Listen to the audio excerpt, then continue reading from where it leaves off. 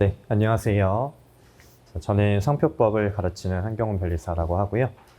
자, 앞 시간에 박형준 변리사님이 원래 4시간에 걸쳐서 설명을 하셔야 되는데 2시간밖에 시간이 없어가지고 이제 반밖에 진행을 못 하셨지만 다음 주에 이제 이어서 해주실 것 같고요. 그 예년에는 사실 이렇게 시험 다음 날에 OT를 진행을 하지 않았었습니다. 네.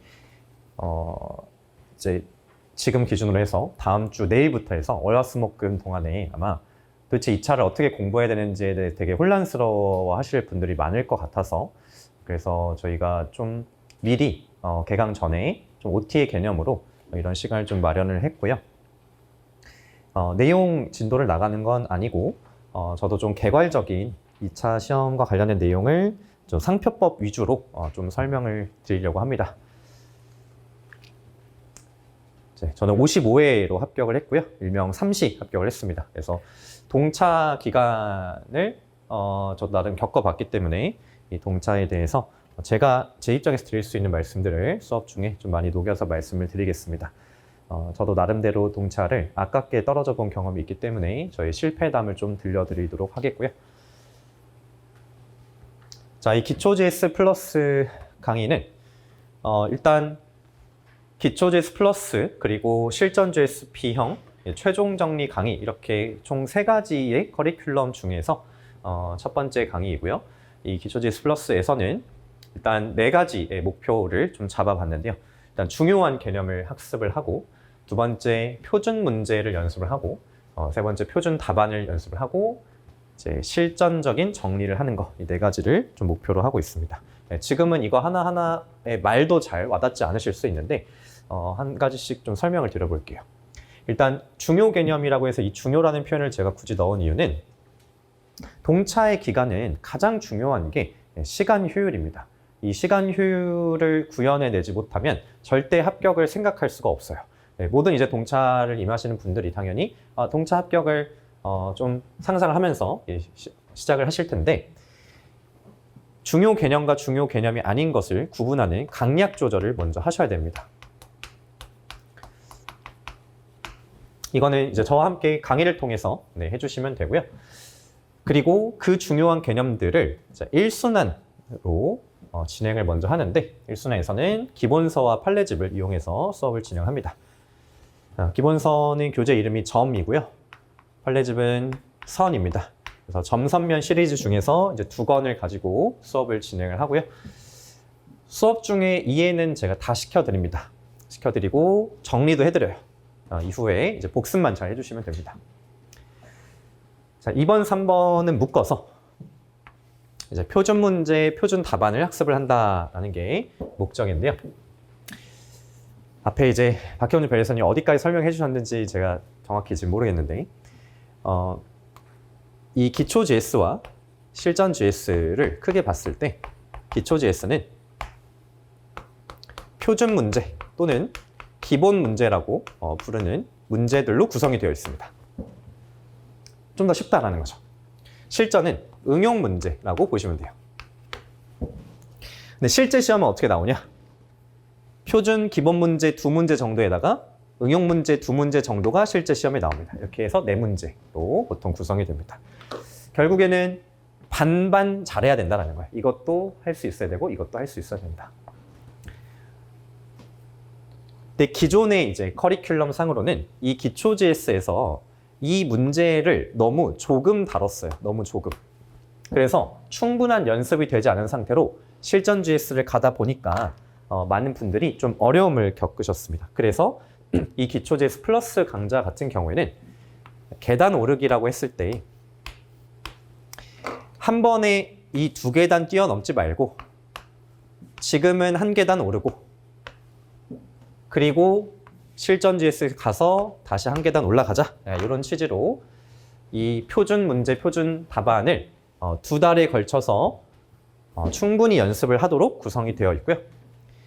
표준 문제 같은 경우에는 전통적인 쟁점.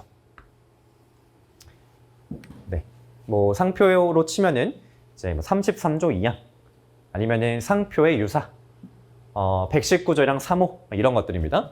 네, 리딩 케이스 판례라고 하면은 또 유명한 판례들이 있죠. 뭐 소니 판례, 링크 판례, 뭐 컨티넨탈 판례 이런 것들. 자, 이런 것들에 대한 문제 풀이를 네, 해주시면 되고요.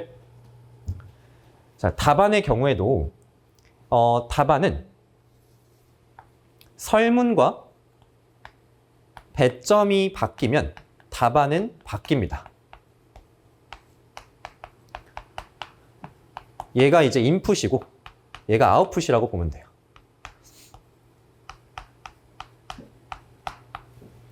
그래서 어떤 설문, 어떤 배점인지에 따라서 답안을 다르게 작성할 수 있어야 되는데 처음부터 어렵게 막 응용된 설문 배점을 하면 어렵잖아요.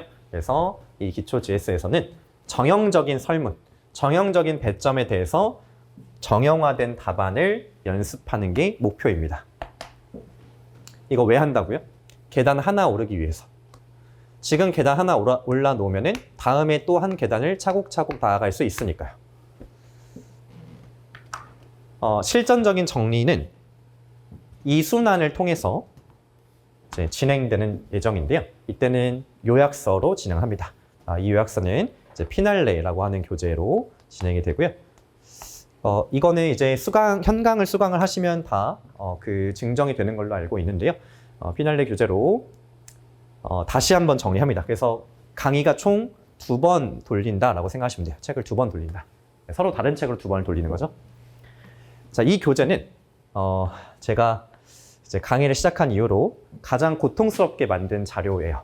거의 한 200시간 정도를 갈아 넣어서 만든 책인데 이 책의 이제 탄생 배경이라고 할까요? 탄생 배경은 기본서만 가지고는 답안을 바로 작성할 수 없는데 그 중간다리 역할을 해줄 책이 없을까라는 그 필요성에서 만들어졌습니다. 그래서 얘는 답안 형태로 구성이 되어 있어요.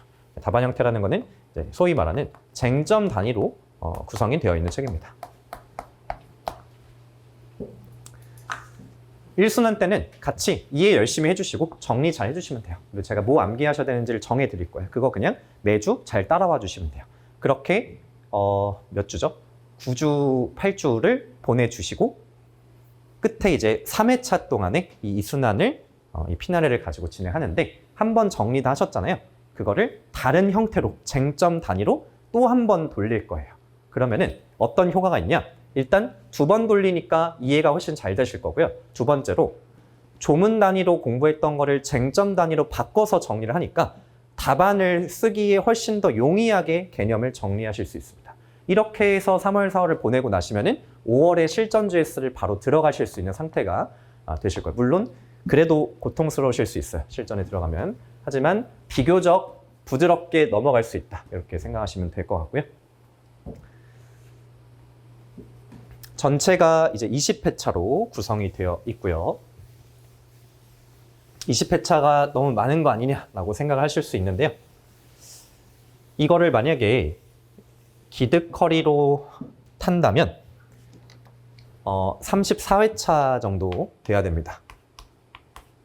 이제 이 기초 GS 플러스에는 2차 기본 강의, 그리고 판례 강의, 도약 GS, 쟁점 강의가 다 합쳐져 있는 강의예요. 그래서 이거를 낱개로 들으시면은 34강이나 들으셔야 돼요. 회차.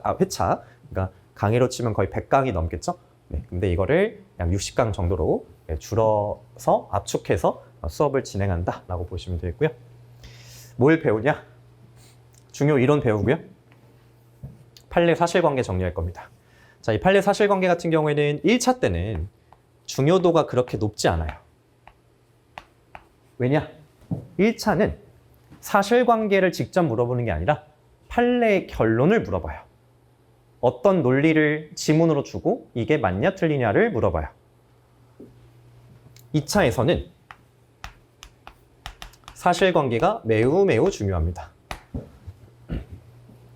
이유가 뭐냐면요. 문제 자체가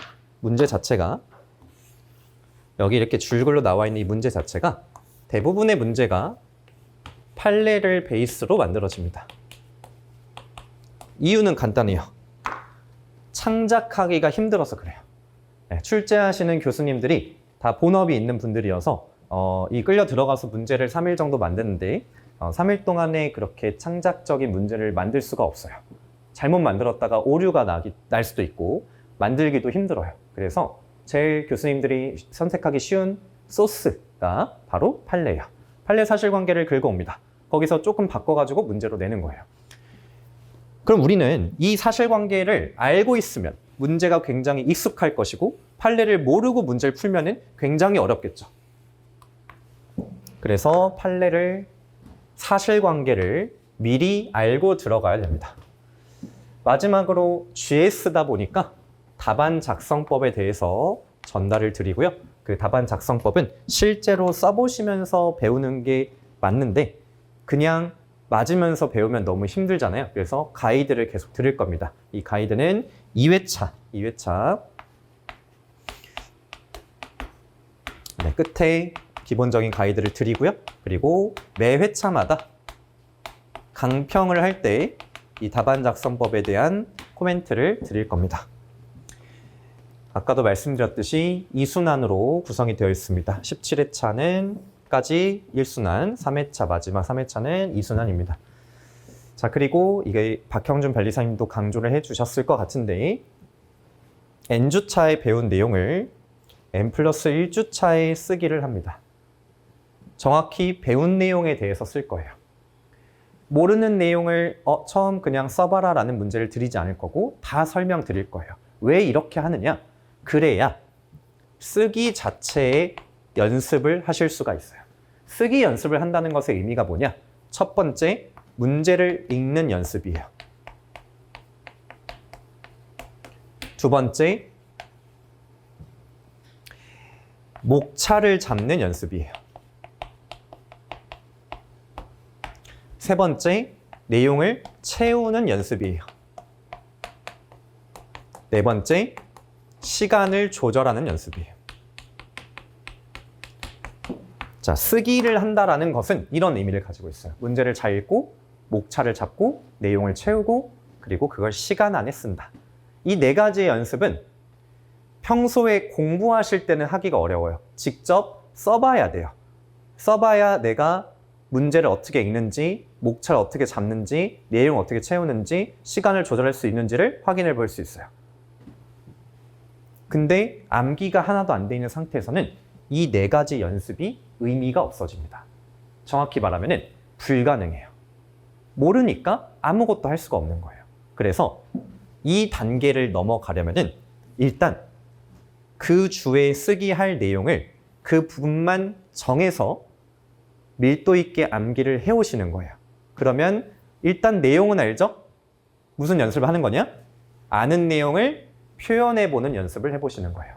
그렇게 하면서 쓰기에 대한 직접적인 경험치를 늘려주시는 거고요. 그게 바로 1차 공부와 2차 공부의 가장 큰 차이점인 거예요. 쓰기가 없는 2차는 2차 공부가 아니에요. 내가 머릿속에 판례를 아무리 잘 이해하고 있어도 표현하지 못하면 내 지식이 아니라고 보셔야 됩니다.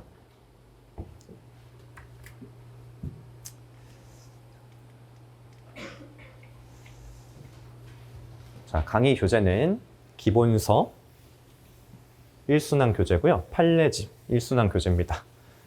책 이름은 점선이고요. 점선 면이 있는데 면은 이제 사례집입니다.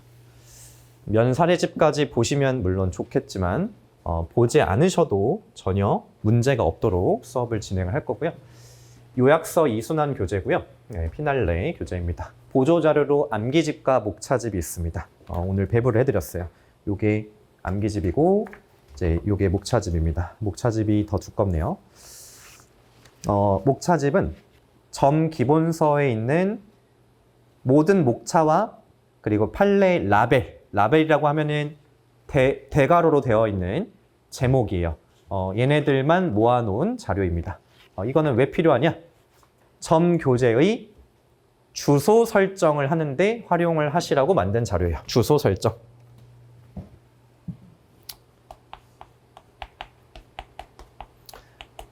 자, 주소 설정이 뭐냐? 내가 어떤 판례를 하나 배웠어요. 어떤 판례. 자, 뭐 예를 들면은 이제 33조 2항에서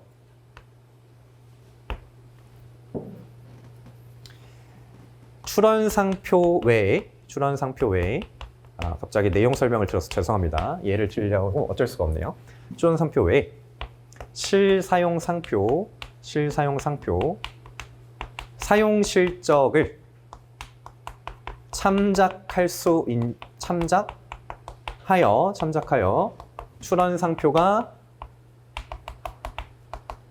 특정인의 출처 표시로 식별되었는지 여부를 판단할 수 있는지 여부라는 판례가 있어요.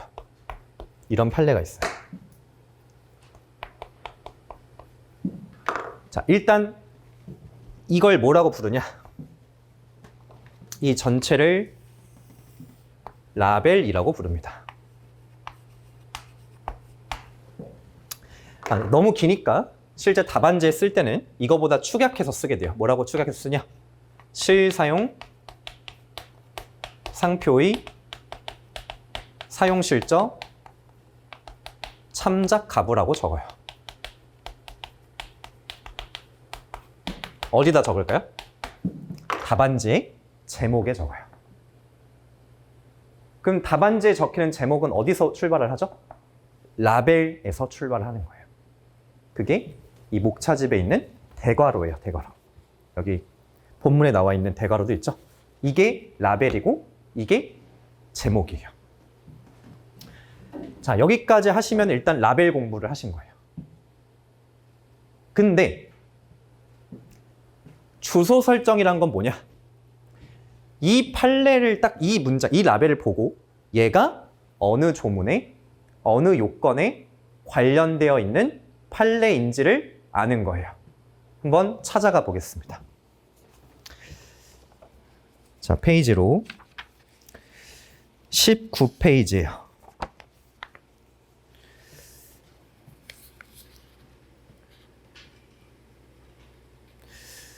19페이지에 보시면은 33조 2항 이렇게 되어 있고 아라비아 숫자 1번이 의의 취지예요. 33조 2항의 의의 취지.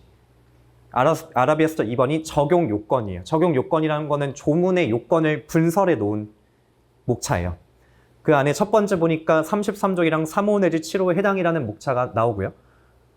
양가로 2번 가니까 출원 전부터 그 상표를 사용이라고 하는 요건이 나오고요. 양가로 3번에 수요자 사이에 특정인 상표 출처 표시를 식별할 수 있게 될 것 특출식이 나와 있죠. 자, 그 밑에 반가로 1번 내려가니까 원칙 있고 원칙에서 쭉 보면은 특정의 출처 표시 식별의 의미, 특정의 출처 표시 식별된지 여부의 판단 기준, 유력한 증거 자료, 뭐뭐 이렇게 나와 있어요. 그 밑에 반가로 2번 내려와 보세요. 실사용 상표, 사용 실적, 참작이라고 나와 있죠. 이 판례는 어디 들어가 있는 판례예요? 여기 들어가 있는 판례예요. 이거를 이 판례만 보고도, 판례 라벨만 보고도 이 위치가 내가 머릿속에 떠올려진다? 그러면 주소 설정된 거예요. 근데 나는 이 판례가 도대체 어디 사용되는 판례인지를 모르겠다. 이게 33조 2항인지 119조랑 3호인지 뭐 상표권 침해인지 모르겠다. 주소 설정 안 돼 있는 거예요. 조문만 찾는다고 주소 설정 끝난 게 아니라 어디까지 찾아야 되냐? 요건까지 찾아야 돼요. 어떤 요건에 관련된 판례인지까지 내가 알아야 돼요. 그 주소 설정을 하셔야 뭘 할 수 있냐? 이 판례를 문제 풀 때 내가 떠올릴 수가 있어요. 네, 친구가 집들이를 한다고 했는데 아파트 동만 알려주고 호수를 안 알려준 거예요. 내가 집을 찾아갈 수가 없는 거죠. 그런 상황에서는 그 집을 찾아갈 수 없듯이 내가 이 판례가 어느 위치에 있는지를 모르면 머릿속에서 꺼내올 수가 없다는 겁니다. 그래서 이 주소 설정이란 건 굉장히 중요하고요. 기본적인 주소 설정은 다 수업 중에 설명을 다 드릴 거예요. 다 드릴 건데 한 번 듣는다고 다 내게 되는 건 아니니까 이후에 복습하실 때 주소 설정만 돌리시는 용도로 목차집을 활용해 주시면 되겠습니다. 암기집은 한번 보시면은 그 마지막 페이지 68페이지 되어 있고 656번이라고 적혀 있어요. 656개의 암기 문장이 있습니다. 여기에는 중요한 의의 취지, 중요한 요건, 그리고 중요 판례, 중요 심사 기준, 중요 학설 등이 들어가 있습니다. 다 중요한 애들이에요. 중요도는 어떻게 뽑은 거냐? 점에 있는, 점 교재에 별표 쳐져 있는 애들만 뽑아 놓은 거예요.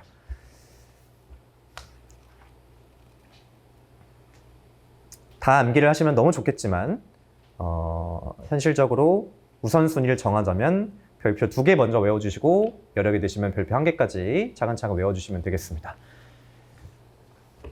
사실 그 특허에서는 박경준 변리사님이 배부해 주신 총알이라는 자료가 거의 전설적인 자료거든요.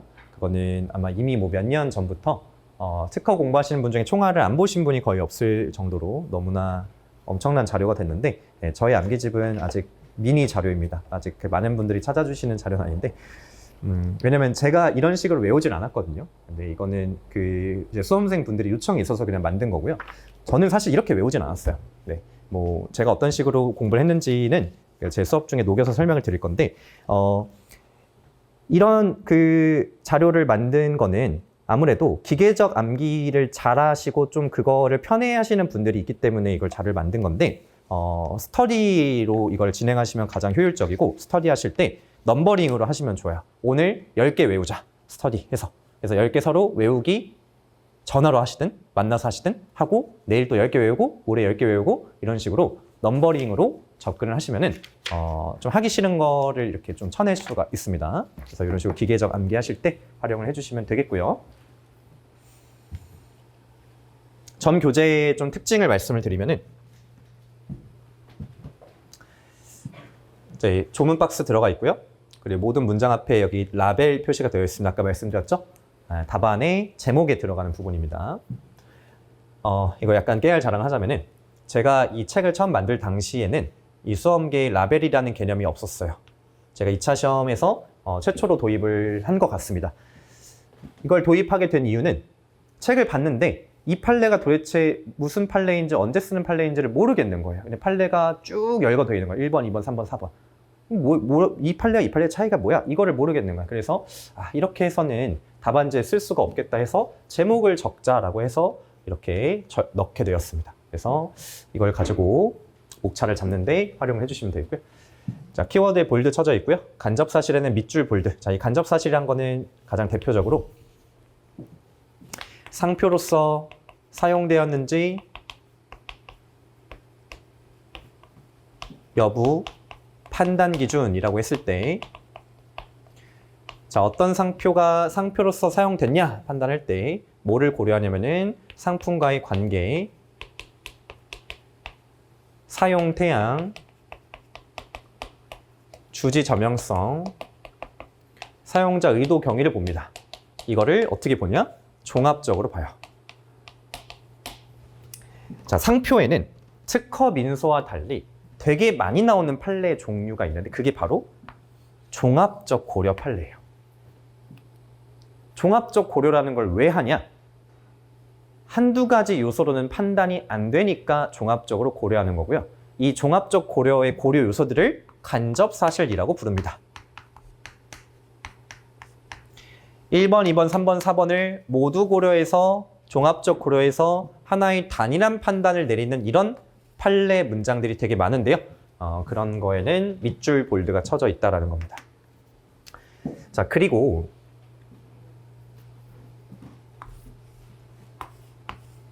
문제를 읽어요. 설문을 읽습니다. 답안지에다가 이제 목차를 잡으려고 하는데 어떤 판례를 적어야 되지? 자, 이 어떤 판례를 적을지를 결정을 할 때 여기에 영향을 미치는 요소가 바로 사실관계인데요. 그 사실관계 중에서도 정확히 말하면 특정 사실관계입니다. 특정 사실관계. 예를 들면은 내가 33조 2항, 아까 적어놨던 요거 있죠? 실사용상표 사용실적 참작되냐라는 내용을 적고 싶어요. 그럼 문제 뭐가 나와야 돼요? 출원상표가 일단 있어야 되고요. 얘와 다르게 생긴 실사용상표라는 게 있어야 돼요. 그리고 얘 사용 데이터가 충분히 존재해야 돼요. 자, 이런 거를 묶어서 뭐라고 부르냐면은 이 판례를 적기 위한 트리거라고 부릅니다. 앞으로 공부를 어떻게 하실 거냐면 라벨 가지고 판례들을 하나씩 분류하고 주소 설정을 해요. 그 다음에 이 판례를 내가 언제 어느 상황에서 적을 수 있지? 어떤 트리거가 주어지면 이 판례를 적으면 되지?를 공부하실 거예요. 트리거 없이 판례만 암기하는 거는 그냥 일반론을 공부하는 겁니다. 문제를 푸는 게 중요한 건데요.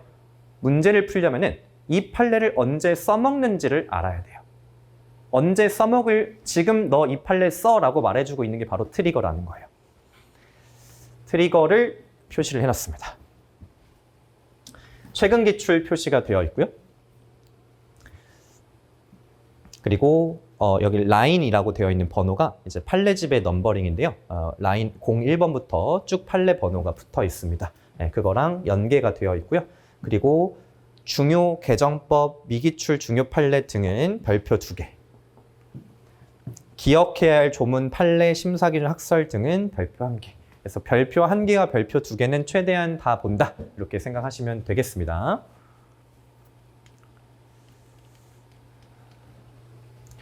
판례집도 이제 같이 활용을 할 예정이니까요. 판례집에는 이제 185개의 중요 대법원 판례가 수록이 되어 있고요. 79개의 관련 판례들이 있습니다. 관련 판례는 이제 뭐 그렇게 중요하진 않지만 이 중요 판례들과 비슷한 애들이어서 같이 공부하시도록 수록을 해놓은 부분들이고요. 네, 최신 판례들 다 반영이 되어 있습니다. 네, 그리고 이 선 판례집은 좀 제가 강점으로 생각하는 부분이 일단 판례 등급 표시되어 있는 거, 이건 뒤에서 설명을 좀 드리고요. 그리고 답안지의 구조로 책을 편집을 했습니다. 실제 대법원 판결문을 다운받아서 보시면은 되게 중구난방인 판례들이 많아요. 그거를 편집을 해놨습니다. 어떻게 편집을 해놨냐? 관련 법리, 사실관계, 법리 적용으로 편집을 해놨습니다. 왜 이런 식으로 해놨냐? 사실관계가 이제 실제 문제에 주어지는 거랑 대응이 돼요. 관련 법리가 내가 답안지에 적는 판례예요. 법리 적용이 답안지에 적는 사안포섭이에요. 답안지에 활용할 수 있는 구조로 쪼개놨다라는 겁니다. 쟁점 포인트라는 게 있는데 이거는 실제 강의가 시작될 때 말씀을 드리겠습니다. 자, 사건 개요는 그림 그려놓은 거예요. 사실관계 그림 그려놓은 거고요. 그리고 아까 말씀드렸죠? 간접사실. 간접사실 여기 나와 있는 것처럼 그 종합적 고려할 때 그거 A, B, C로 표시를 해놨고요. 법리 적용마다 라벨 표시, 그리고 사안포섭에다가는 또 별도 표시, 이런 것들이 들어가 있습니다. 이번 이제 판례집부터 좀 이걸 추가를 해가지고 공부하실 때 좀 편의성을 높이기 위한 자료인데요. 사실관계에서 이제 주체, 그리고 등록, 출원, 사용, 아니면 거절 결정 이런 사정들, 상표, 상품, 그리고 구체적인 추가 사실관계 이런 것들을 판례마다 정리를 해놨습니다.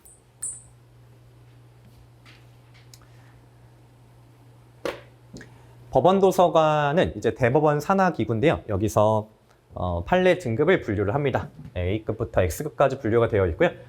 A급, C급은 그냥 너무 중요한 애들 이렇게 생각하시면 되고요. D, B급도 나쁘지 않게 중요한 애들, D급부터는 굳이 안 봐도 되는 판례들 이렇게 봐주시면 되는데 D급 중에서도 가끔 중요한 게 한두 개 있거든요. 그거는 제가 따로 체크를 해드리겠습니다. 이게 판례집에 판례를 몇 개까지 넣냐, 뭐 300개를 넣을 거냐, 100, 뭐 200개를 넣을 거냐, 이게 강사님들마다 약간 취향차라고 할까요? 그런 게 좀 있는데요. 일단 제 교재에서 그러니까 제 교재에 없는 판례가 시험에 나온 적은 없습니다. 그건 없고요. 이걸로 충분히 정리를 하실 수 있으니까 이 이상 굳이 욕심을 부리진 않으셔도 괜찮습니다. 자, 이순환 때 사용하는 피날레라는 교재예요. 이 피날레 교재는 어떤 식으로 구성이 되어 있냐면 이게 잘 안 보이긴 하는데 이거 하나하나가 뭐냐면은 이게 쟁점입니다. 하나하나가 쟁점이에요. 이거 하나하나 한 덩어리가 쟁점. 이런 식으로 블럭식으로 구성이 되어 있어요, 교재가. 자, 이 쟁점이란 거는 내가 이 주제를 파악을 했으면은 얘를 그냥 긁어다가 답안지에 적어주시면 된다는 거예요. 이게 사실 쟁점 단위로 공부를 하는 게 되게 편합니다. 편한데 이 쟁점을 왜 이렇게 쪼갰는지, 왜 이게 구분돼야 하는지에 대한 이해가 먼저 선행이 돼야 돼요. 그 이해가 선행되고 나면은 그 다음에는 이 쟁점으로 넘어가시는 게 굉장히 공부하기 편합니다. 왜냐? 답안지를 그냥 그대로 이렇게 쓰시면 돼요. 너무 편해요. 그래서 이걸 이순환 때 한번 같이 정리를 해보실 거고요. 자, 1에서 2회차 동안에는 다음 주 토요일, 일요일입니다. 네, 쓰기가 없고요.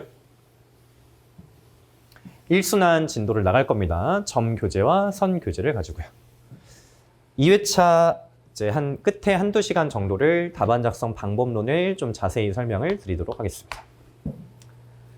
왜냐면 1차 때는 답안이란 거를 아예 다뤄본 적이 없으시기 때문에 2차에서 가장 큰 진입 장벽이 사실 이 답안이에요. 동시에 합격과 불합격을 결정하는 기준점이 또 답안이에요. 그래서 답안을 잘 쓴다는 거는 너무나 중요한 부분인데 이것도 나름대로의 그 스킬들이 있습니다. 이 스킬을 좀 알려드릴게요. 3에서 16회차까지는 이제 1시간 쓰기를 하고요. 1순환 진도 나갑니다. 그리고 17회차 하루는 2시간 풀답안 쓰기를 할 거예요. 실제 시험은 2시간 쓰기고요. 4문제를 풀거든요. 근데 처음부터 4문제를 하면은 너무 괴로워요. 그래서 기초 GS 때는 2문제만 풉니다. 3에서 16회차까지요. 그리고 한 번만 이제 2시간짜리 풀답안을 써보고요. 이때 1순환 총정리를 살짝 해드리고요. 그리고 18, 19, 20, 3회차 동안에는 이제 2순환 진도를 진행을 하게 됩니다. 그래서 전체적인 진도표 이렇게 봐주시면 되겠고요.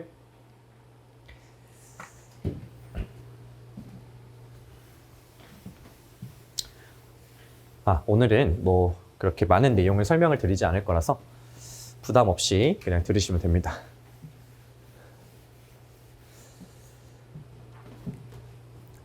최근에 이 최종 합격자 중에 상표법 고득점 비율, 정확히는 60점 이상 득점자의 명수가 58, 59에는 0명이었다가 재작년, 작년에 9명, 53명으로 증가를 했습니다.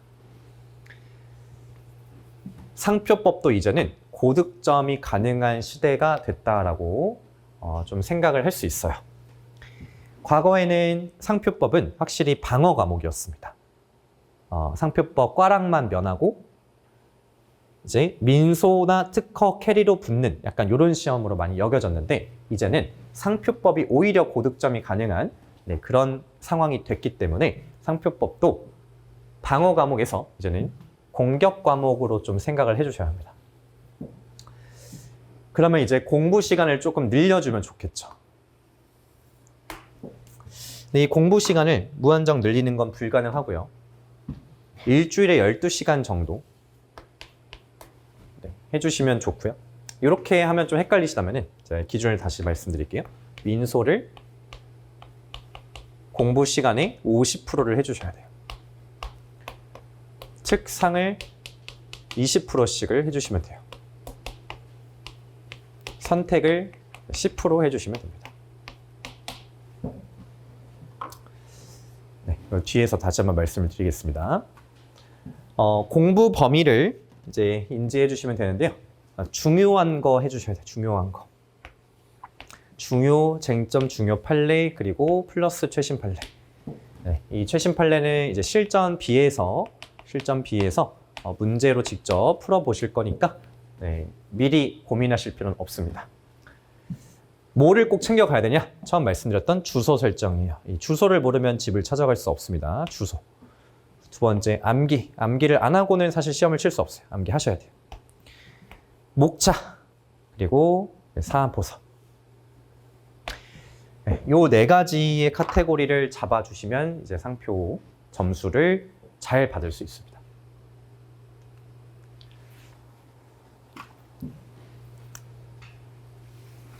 제가 사실 오늘은 이 2차 시험의 전반적인 얘기를 말씀을 드리기보다는 제가 생각할 때 이 시험의 가장 본질적인 부분이 뭘까에 대해서 제 나름의 가지고 있는 철학을 좀 공유를 해드리고 싶어요. 미리 좀 결론을 말씀드리면 공부를 열심히 하는 거는 저는 후순위라고 생각을 해요. 공부를 열심히 하는 게 중요한 게 아니라 생활을 열심히 하셔야 돼요. 그 두 개는 좀 다른 영역인 것 같습니다. 자, 일단 상표법이 어려운 이유에 대해서 간략하게 좀 짚어드릴게요. 이걸 어렵게 생각하시는 분들이 되게 많아요. 왜냐면은 1차 때 분명히 하셨잖아요. 그리고 1차 생각보다 상표법이 그렇게 어렵지 않으셨을 텐데 2차에 와서 괴리감을 되게 많이 느끼세요. 특허는 그래도 좀 연장선에 있는데 왜 이렇게 상표는 다르지? 싶으신 분들이 좀 많더라고요. 왜 어렵냐? 일단 제일 큰 이유는 공부를 덜 하셔서 그래요. 2차에 와서 처음 보는 민소 과목을 하느라 그냥 정신이 없어요. 1차 때 민법에 치이셨던 것처럼 정신이 없어요. 그러니까 공부량 솔직히 저는 20% 권장드리지만 이거 하시는 분도 많이 없어요. 한 10% 정도 하시는 것 같아요. 어떤 분들은 한 달 아예 상표를 쉬어요. 그리고 저 이제 어떡하죠? 이렇게 해서 찾아오세요. 그러면 공부를 하셔야죠 라고 말씀드리는데 뭘 해야 되죠? 막막한 거예요. 안 했으니까 이제 할 게 너무 더 많아지는 거예요. 악순환이에요. 이게 첫 번째예요. 근데 또 하나의 특징이 있어요. 실체법이기 때문에 그래요. 자, 문제에서 예를 들어서 막 50억 매출 냈다, 10년 이상 상표를 사용하고 있다, 이런 사용 데이터가 나와요. 그러면 머릿속에 떠오를 수 있는 게 딱 하나의 주제가 아니라 33조 2항의 식별력 취득도 떠오르지만 주지 점용성으로 떠오를 수 있다는 거예요. 똑같은 사실관계를 놓고 내가 법적으로 판단할 수 있는, 문제될 수 있는 상황이 여러 가지가 생길 수 있다. 실체법적 특성을 가지고 있기 때문에 그렇습니다. 마지막으로 답을 내는 방식에 있어서 설명문이 아니고 논설문이기 때문입니다. 자, 이건 뒤에서 좀 설명을 자세히 드릴 텐데 앞으로 이 사안포섭이라는 단어를 보시잖아요. 그러면 풀이 과정이구나 라고 생각을 해주시면 돼요. 자, 수리 논술을 한다고 보겠습니다. 문제에 뭐 F, G, 막 정의가 내려져 있어요. 뭐 그래프 이렇게 나와 있어요. 그래서 여기서 뭐 F 프라임 몇을 구하라. 이게 질문이에요. 자, 여기 주어진 공식도 있고 우리 머릿속에 있는 함수에 대한 일반론, 미적분에 대한 일반론이 있어요. 자, 이 답을 내릴 때 답에 어떻게 써요? 답안지에다가 10 이렇게 쓰면은 찍은 거죠. 풀이 과정이 반드시 있어야죠. 이만큼의 풀이 과정이 있어야 됩니다. 이 풀이 과정의 전제가 되는 얘네들을 우리 법학에서는 관련 법리라고 부르고요. 얘를 사안포섭이라고 부르는 겁니다. 민소나 특허는 사안포섭을 많이 안 한다고 들었다. 맞아요. 상대적으로 덜 해요. 상대적으로 덜. 왜 이렇게 사안포섭이 많냐? 이게 실체법적 특성이 또 여기에도 영향을 미칩니다. 어쨌든 풀이 과정이 길 수밖에 없는 상대를 설득시켜야 하는 글이에요. 119족이랑 3호에서 이제 컨티넨탈 판례라는 게 있어요. 얘의 또 라벨이 뭐냐면은 그러니까 앞으로는 어떤 판례를 얘기할 때 판례 이름 가지고 얘기하는 게 아니에요. 라벨로 얘기를 하는 겁니다. 라벨이 뭐냐? 영문자와 한글 음역의 결합상표 중 일부를 생략 사용한 경우에 119조 1항 3호에서 말하는 등록상표의 사용이 맞냐, 맞는지 여부, 이게 이 판례의 라벨이에요. 자, 이 결론을 내림에 있어서 어떤 논리 구조가 필요한지 볼게요. 일단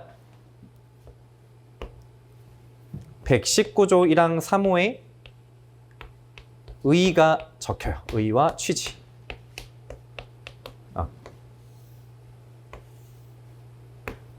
자, 이거 안에 119조랑 3호의 요건이 들어가 있어요.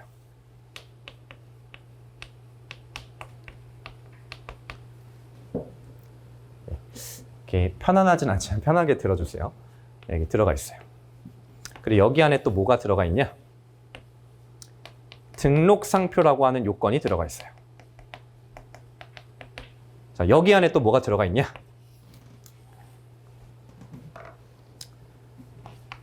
사회 통념상 동일한 상표라는 게 들어가 있어요.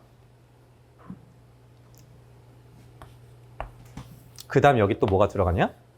영문자, 한글 음역 중 일부 생략한 상황이 여기에 포함이 되어 있어요. 자, 질문이 뭐였냐면 영문자와 한글 결합, 예를 들어서 컨티넨탈, 영문자 컨티넨탈 등록을 받고요.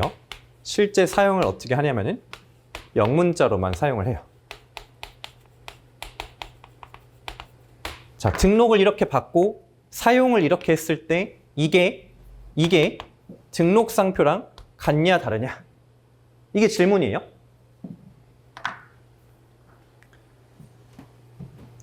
자, 쭉 읽어보면은 일정한 요건 구비하면 뭐뭐뭐 하면서 위하여 취소할 수 있는 규정이 있다. 이거 뭐라고 부르냐면은 119조 1항 3호의 의의 취지라고 불러요.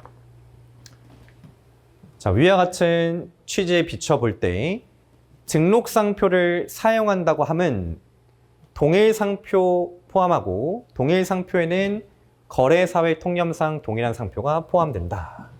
등록상표라는 게 이제 요건에 들어가 있잖아요. 등록상표는 거래사회 통념상 동일한 상표를 포함한다. 자, 이어서 영문자와 한글 음역 결합 중 일부 생략한 경우에 생략해서 사용하더라도 결론 뭐냐면은 거래사회 통념상 동일한 것이다. 뭐라고 했어요? 영문자, 한글 결합 중 일부 생략하는 것도 사회 통념상 동일의 하나의 일종이다. 이게 하나하나를 다 지금 뭐라고 생각을 해주시면 되냐면은 함수라고 생각하시면 돼요. 자,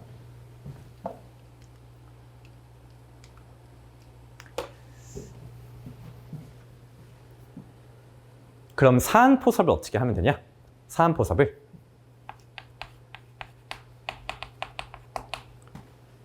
이렇게 가는 거죠. 영문자와 지금 한글 음역 결합 중 일부를 생략 사용했는데 이건 어디에 포함돼요? 사회 통념상 동일이고 이거는 등록상표에 해당하고 따라서 119조 1항 3호의 요건을 충족하고 그래서 119조 1항 3호의 취소 사유가 없다라는 결론이 내려지는 거예요.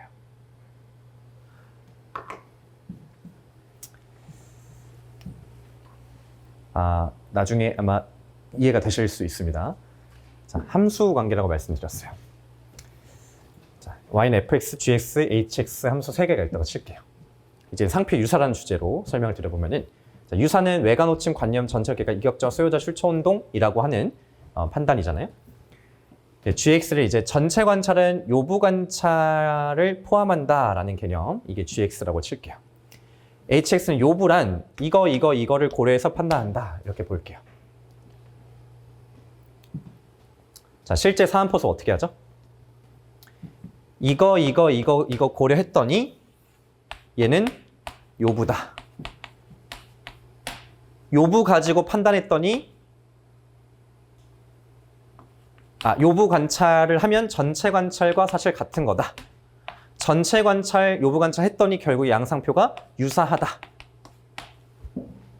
이게 사실관계라고 할게요.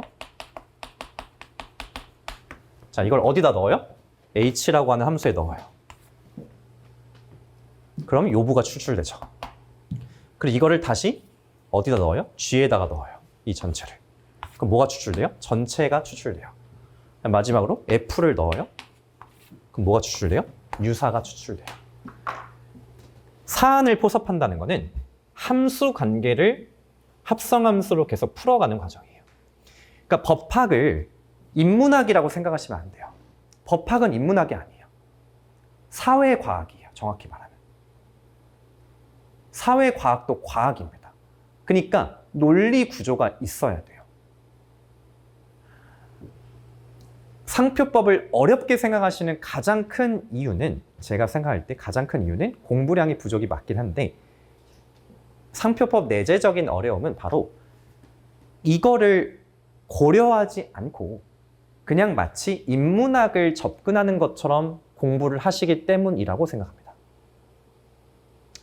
상표도 법리를 공부하시면은 함수를 아시는 거고, 그 함수 안에 들어가는 인풋 데이터를 확인한 다음에 거기 법리 적용해서 아웃풋 사안의 해결을 해내시면은 문제가 풀립니다. 그게 어느 정도 공식화되어 있어요.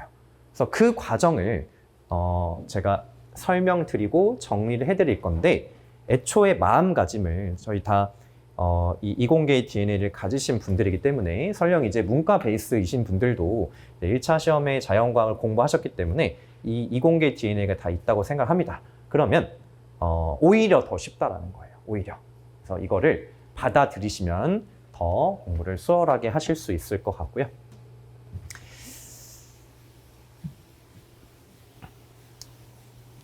자, 공부 방향 설정 어떻게 하시면 좋을 것 같냐?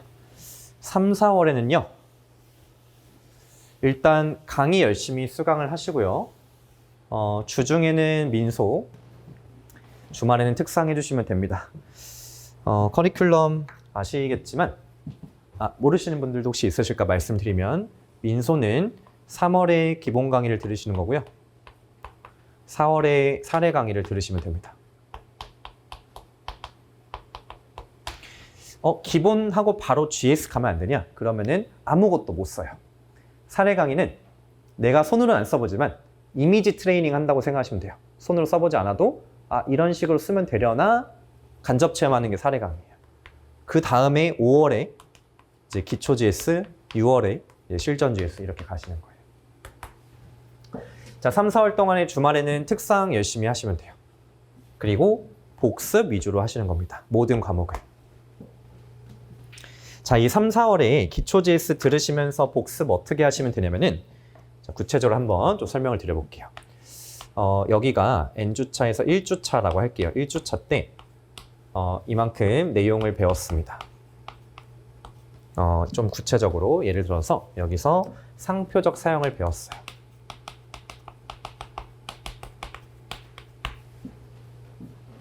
그러면은 2주차에서 이 상표적 사용을 가지고 실제 쓰기를 해보시는 겁니다.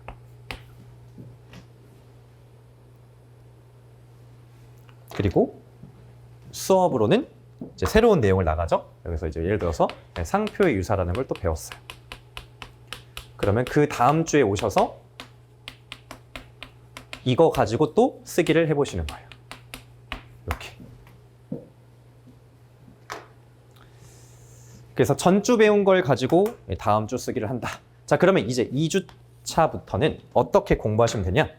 여기서 상표적 사용 있죠? 상표적 사용. 요거 복습 플러스 암기하시면 돼요.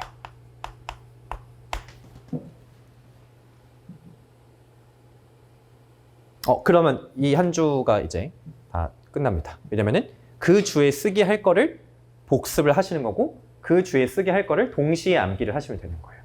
그러니까 여긴 예습이 없는 거죠. 자, 그 다음 주에 똑같이 상표의 유사 가지고 복습하고 암기해 주시면 돼요. 근데 이게 한 가지가 추가돼요. 전주에 쓰기 한 거 있죠.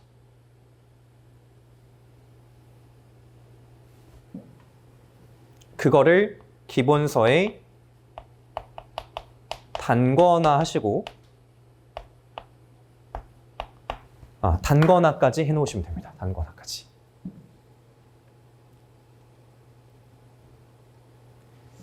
그래서 2주차에는 그 주 쓰기 것만 복습 암기하시면 되고요. 그 다음 주부터는 두 가지의 공부를 하셔야 돼요.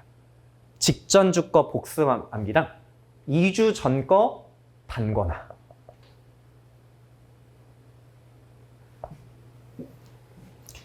얘는 그 주를 대비하는 거예요. 그 주 쓰기를 대비하는 거예요. 그 주. 얘는 뭐 하는 거냐?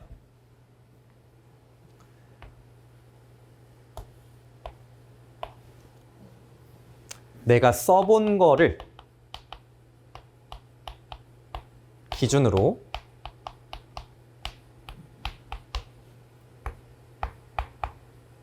기본서를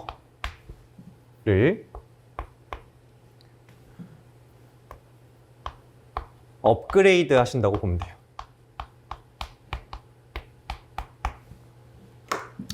업그레이드라는 의미는 뭐냐면은 책은 똑같이 있어요. 모두에게 다 동일한 책이에요.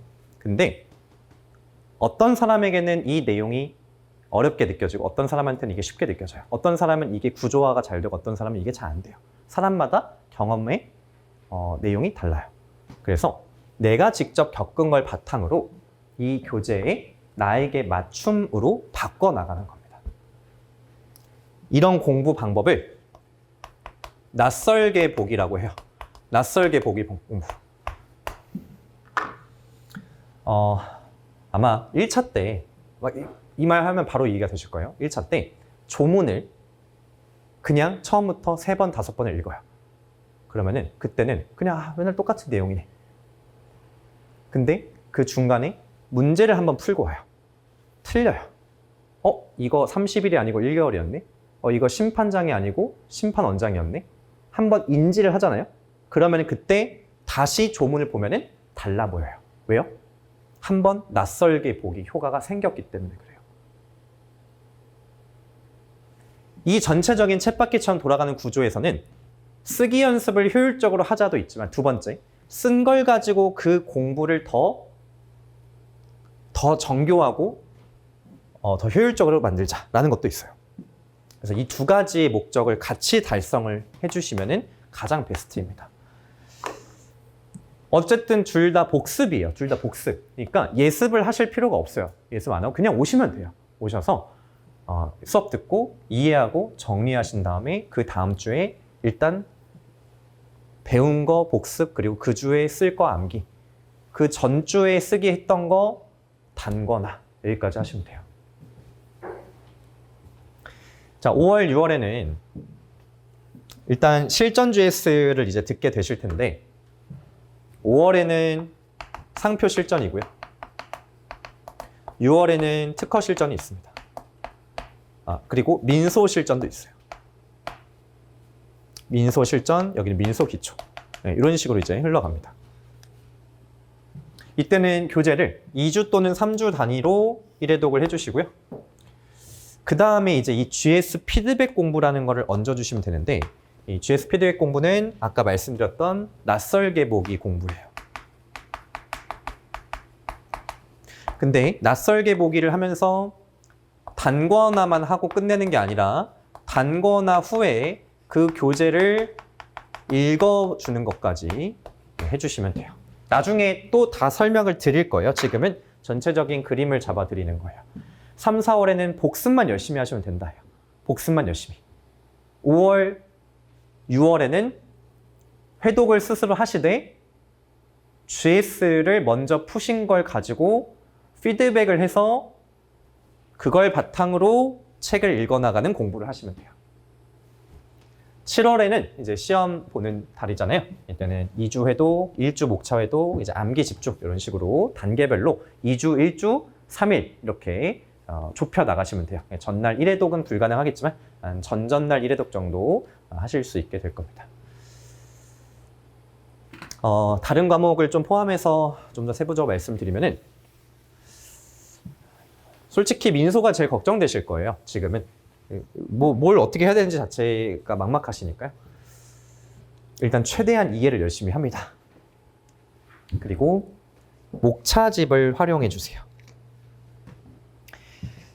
통합민사소송법으로 공부하시는 분들은 통합의 앞쪽에 목차가 있어요. 그걸 목차집이라고 부르는 겁니다. 통합 목차. 이거 왜 할까요? 주소 설정하려고 하는 거예요. 민소는 양이 훨씬 많아요. 그래서 이 주소가 안 잡혀 있잖아요. 그럼 내가 공부한 내용이 도대체 어디에 쓰이는지를 몰라요.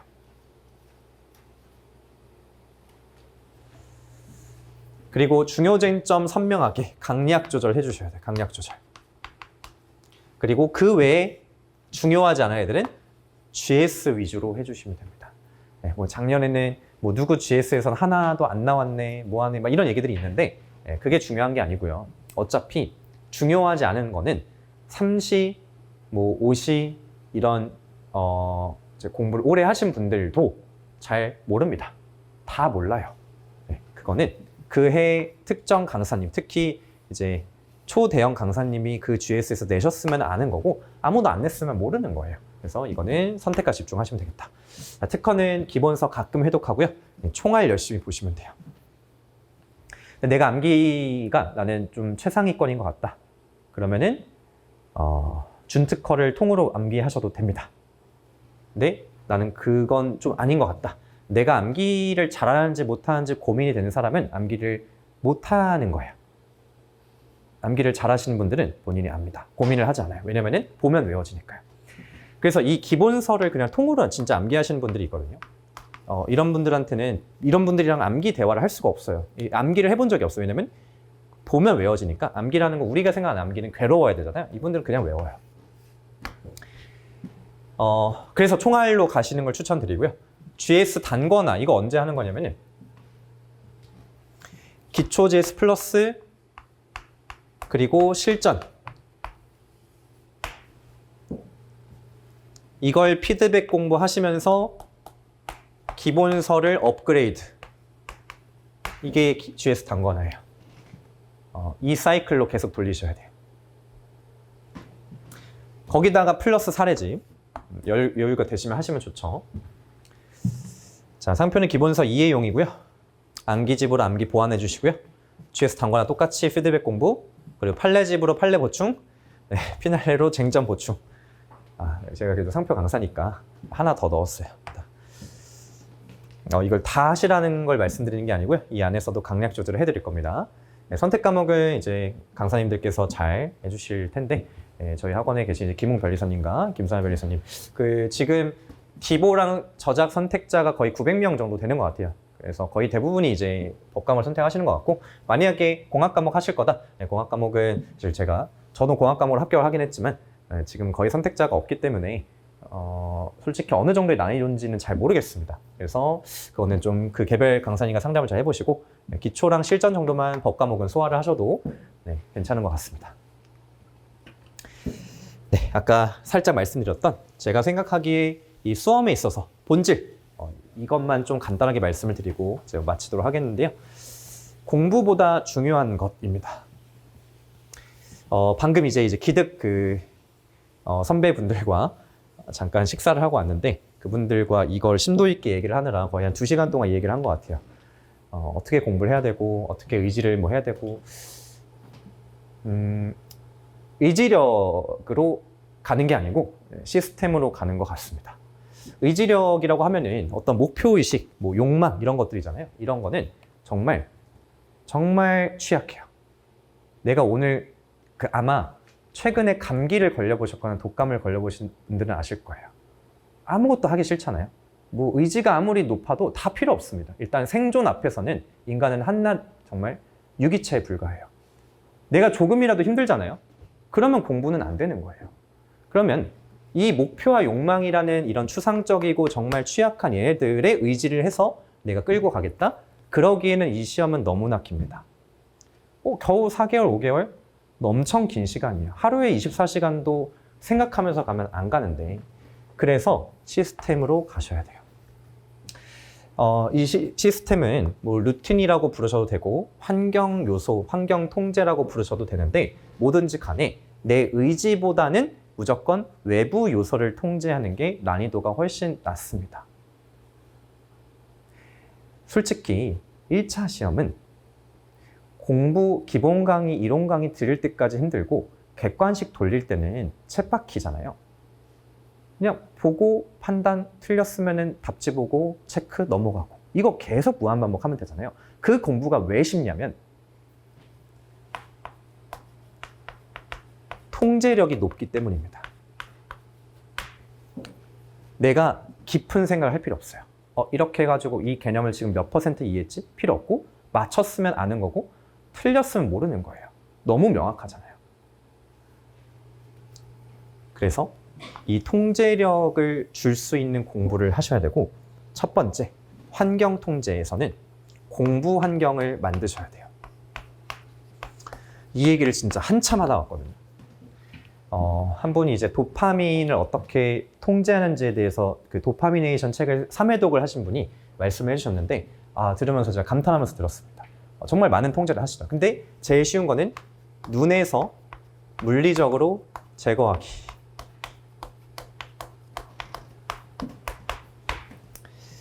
네, 우리 스스로를 너무 과대평가하시면 안 되고, 우리는 그냥 본능대로 사는 개체라고 생각하셔야 돼요. 눈에 보이면 그게 관심이 가는 거고, 눈에 안 보이면 관심이 없는 거예요. 눈에 안 보여야 돼요. 핸드폰을 이 앞에 두면서 이 앞에 초콜릿을 두면서 내가 이걸 참는다? 그럼 불가능해요. 눈에서 치워야 돼요. 이런 어떤 통제들이 할 수 있는 게 너무 많잖아요. 근데 그 할 수 있는 것들을 해야 된다라는 그 어떤 필요성을 좀 강하게 가져보시면 좋을 것 같습니다. 두 번째로,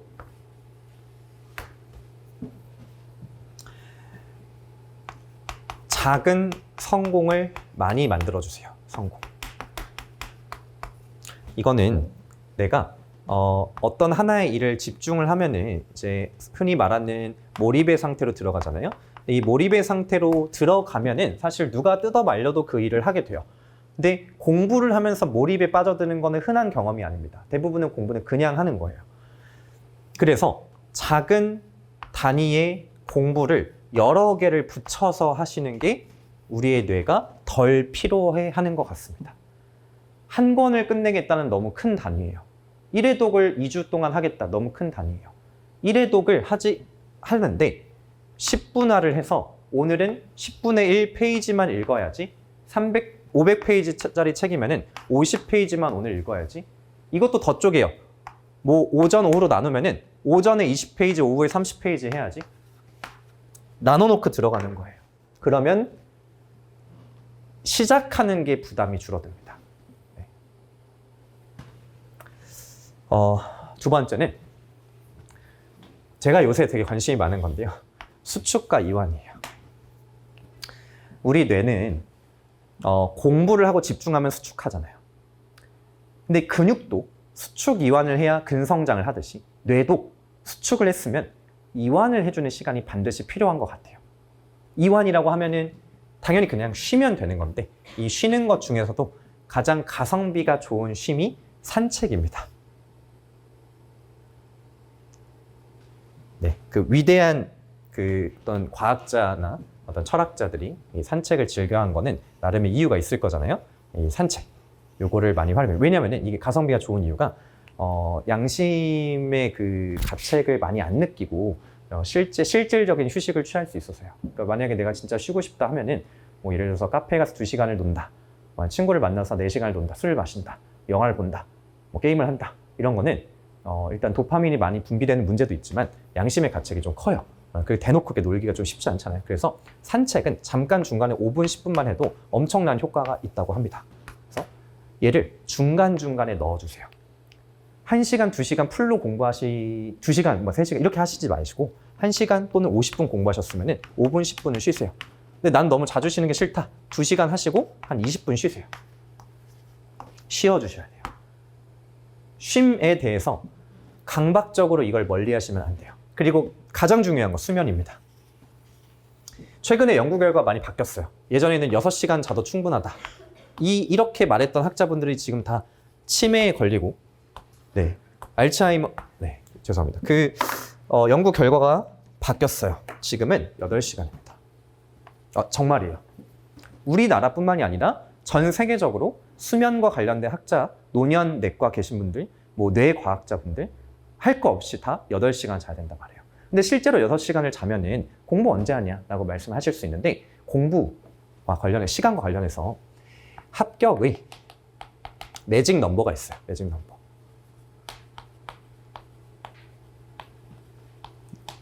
8시간입니다. 내가 하루 순공 8시간을 콤보 깨지지 않고 계속 살 수 있다. 주말 하루 정도 쉬고요. 합격할 수 있습니다. 공부 시간 부족하지 않아요. 충분히 하고 싶은 거 다 할 수 있어요. 근데 나는 8시간 했는데도 부족하던데? 그거는 기억이 미화된 거예요. 일주일 중에 한 번 8시간 한 거예요. 한 이틀, 3일 정도는 한 6시간 한 거고요. 하루는 슬럼프에 빠져서 오늘 하루 쉬고 내일부터 본격적으로 해야지. 이렇게 하다 보면은 8시간이 꾸준히 평균값으로 유지되는 사람은 정말 드뭅니다. 정말 드물어요. 잠을 충분히 주무셔야 되고요. 산책 활용해 주시고요. 그리고 이 쉼이라는 것에 대한 강박을 좀 덜어주셨으면 좋겠습니다. 우리 시험은 마라톤에 대응되지 단거리 경주가 아니에요. 마라톤은 그 마라톤에 부합하는 어떤 달리기 보법이 있을 거잖아요. 이 시험에 부합하는 공부 방법, 루틴이 있을 거예요. 그거는 적절한 휴식을 함께 해나가는 거라고 생각합니다. 그리고 마지막으로 제일 사실 강조드리고 싶어요. 살아남은 것이 강한 거다. 다 필요 없고요. 내가 책 몇 페이지 받고 나 하루 순공 몇 시간 다 필요 없어요. 그냥 6월, 7월에 내가 책상 앞에 앉아있는 사람이냐 아니면은 책 펴놓고 잠깐 나가서 마음의 그 안식을 취하고 있는 사람이냐 에서 이미 결정나는 거예요. 7월이 되는 시점에 까보면은 살아남은 사람들은 어찌어찌해서 실력이 늘어 있어요. 근데 거기서 생존을 해내지 못한 사람들은 그 상태로 물기득으로 가는 겁니다. 완주하시는 것만큼 중요한 게 없고요. 이 부분 때문에라도 저는 수업을 통해서 같이 해나가시는 선택을 하신 거를 좀 되게 잘 하셨다라고 말씀을 드리고 싶고요. 솔직히 말씀드리면 저도 동차 때 완주를 하긴 했는데 중간에 너무 슬럼프, 동차가 무슨 슬럼프냐 이렇게 생각하실 수 있는데 동차도 슬럼프를 겪습니다. 네. 아는 게 없어도 괴로울 수 있어요. 제가 4월, 5월쯤에 날씨가 너무 좋아서 힘들었거든요. 공부가 4시간밖에 안 되는 거예요. 순공 4시간이면 너무 부끄러운 공부 시간이잖아요. 그럼에도 불구하고 포기는 안 했어요. 왜냐면 제가 부모님께 1년 만에 붙겠다라고 하고 역삼에 집을 얻었어요. 그래서 이 바로 근처에 집을 얻고 1년 만에 붙기로 한 사람이 4월, 5월에 힘들어서 전 내년을 계약하겠습니다 할 수는 없잖아요. 그래서 슬럼프였지만 슬럼프 아닌 척하고 버텼습니다. 제가 그 해에 몇 점으로 떨어졌냐면은 0.7점으로 떨어졌어요. 이때는 이제 선택 과목이 회로였고 그 풀이 과정 한 줄 정도를 더 썼으면 이제 3점 정도가 돼가지고 이제 합격을 하는 점수였습니다. 당연히 너무 아쉬웠죠. 너무 아쉬웠죠. 근데 그 아쉬운 거를 떠나서 과연 완주를 안 했으면 그런 정도의 점수가 나왔을까? 그러니까 결국에는 좋은 동차를, 결과적으로 좋은 동차잖아요. 좋은 동차 기간을 보냈기 때문에 기득 때도 이제 0.08점으로 좀 아쉽게 떨어지긴 했는데 그거라도 한 거고 그래서 3시로 붙지 않았을까라는 생각을 개인적으로 하는데요. 끝까지 일단은 버텨내시는 거를 가장 1순위로 생각을 하셨으면 좋겠고요. 버티는 게 너무 힘드시면은 강사분들이든 저를 포함해서 아니면 주변 분들이든 도움을 꼭 청하세요. 혼자서 그거를 버텨내는 거는 너무 힘든 일이에요. 힘든 일이고 버티는 거는 생각보다 내가 가지고 있는 그런 고민들이 털어놓고 나면 또 금방 해소가 되는 경우들도 있단 말이에요. 그래서 다른 것들은 다 2순위, 3순위예요.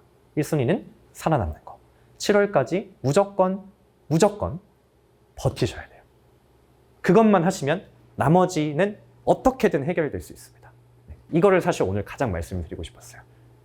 앞으로 공부의 방향에 대해서 생각할 시간이 별로 없으실 거예요. 왜냐면 이제는 그냥 달려가는 거잖아요. 쳇바퀴에 딱 올라서는 순간 내 의지로 멈추기가 쉽지 않단 말이에요. 그래서 앞으로는 그런 시간이 없으실 거기 때문에 지금 이제 돌아오는 주, 물론 내일부터 이제 아마 민소를 영상이 올라오는 걸로 알고 있는데 실제 개강은 수요일부터죠. 수요일 전에 월화 정도는 조금 심신을 이완하시면서 내가 버틸 각오가 되어 있는지, 생존해낼 각오가 되어 있는지를 한 번 더 되새겨 보시고 그럴 수 있는 최대한 시스템, 환경을 만드셔가지고 최대한 좀 오랫동안 이걸 지속하셨으면 좋겠고요. 순공 8시간 못 하셔도 돼요. 6시간, 7시간도 괜찮으니까 지속하는 거. 그걸 가장 중심적으로 생각해 주시고 혼자 힘으로 좀 힘드시면은 네, 주변 분들에게 도움을 청하셔가지고 같이 가달라 이렇게 좀 말씀을 해주시면 더 좋을 것 같습니다. 네, 오늘 이제 뭐 모든 걸 설명을 드린 건 아니지만 좀 제가 가장 말씀드리고 싶었던 부분을 좀 설명을 드린 것 같고요. 이제 박경주 변리사님이 되게 많은 와 이게 네. 이거 다 모르셔도 돼요. 여기 있는 자료에 있는 내용 다 모르셔도 되고요. 모르시면 또 그때그때 질문하시면 되고요. 일단 개략적인 내용을 들으시고 챗바퀴에 다음 주부터 이제 올라타셔서 그냥 가시면은 어쩌지 다 됩니다. 네. 그래서 이번 며칠간 잘 휴식 취하시고 다음 주에 본격적으로 개강할 때 현장에서 뵙도록 하겠습니다. 네. 늦은 시간에 고생 많으셨고요. 다음 주에 뵙겠습니다. 감사합니다.